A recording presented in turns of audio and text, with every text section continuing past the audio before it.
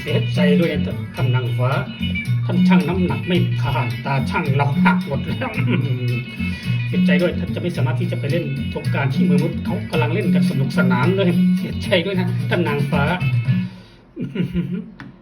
ข้าก็เสียใจแทนท่านด้วยนางฟ้าเอ๋ย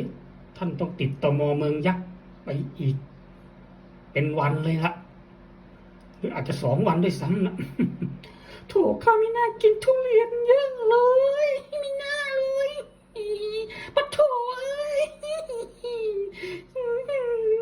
เหลืออีกวันเดียวเองเนี่ยสงกรานต์ก็จะหมดแล้วปะโถเอ้ย